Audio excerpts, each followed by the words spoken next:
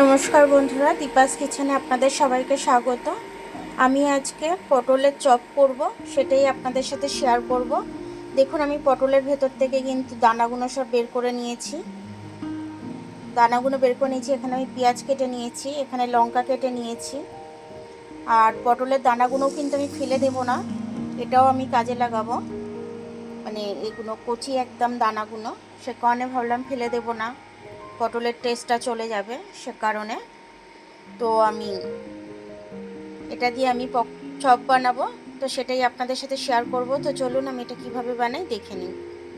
আবার প্রথমে আমি কড়াতে তেল দিয়ে নেব। তেলটা গরম হয়ে গেছে, পেঁয়াজটা দিয়ে দেবো। এখানে কাঁচা লঙ্কাটা আছে, কাঁচা লঙ্কাটাও দিয়ে দিলাম। এটাকে আমি খুব ভালোভাবে ভেজে নেব। পটলের দানাগুলোও দিয়ে দেবো।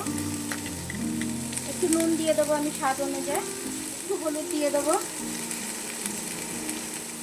এবার এটাকে আমি খুব ভালোভাবে ভেজে নেব। এটা আমার ভালো করে ভাজা হয়ে গেছে। এবার আমি এটার মধ্যে আলুটা দিয়ে দেবো। আলুটা ম্যাশ করে রেখেছিলাম, আলুটা দিয়ে দেবো। আলুটা দিয়ে আমি খুব ভালোভাবে এটাকে ভেজে নেব।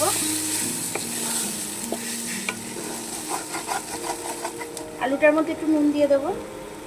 এবার নুনটা দিয়ে ভালো করে মিশিয়ে নেব। এটা হয়ে গেছে, আমি নামিয়ে নেবো এটাকে। এবার আমি একটু বেসন নিয়ে নেবো, স্বাদ অনুযায়ী একটু নুন হলুদ দিয়ে দেবো। আমি একটু হলুদ গুঁড়ো দিয়ে দিলাম। বেসনের মধ্যে একটু লঙ্কার গুঁড়ো দিয়ে দিচ্ছি আমি। এবার ব্যাটারটাকে আমি মিশিয়ে নেব। একটা ঘন করে ব্যাটার তৈরি করে নেব আমি।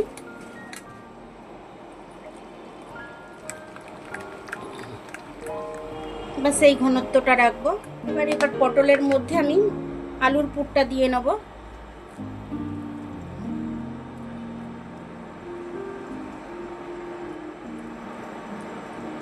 এইভাবে করে আমি সবকটা পটলের পুর তৈরি করে নেব।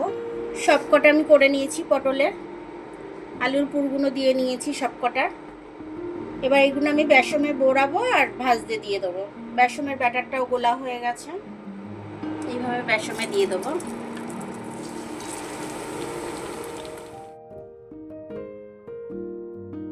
পকোড়াগুলো সবকটা হয়ে গেছে আমার, আমি তুলে নেবো এবারে।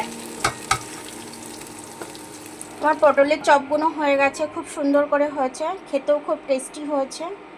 তো আপনারা এরকমভাবে করে বিকেলের স্ন্যাক্স হিসাবে আপনারা খেতে পারেন, মুড়ি দিয়ে, চায়ের সাথে ভালোভাবে জমে যাবে।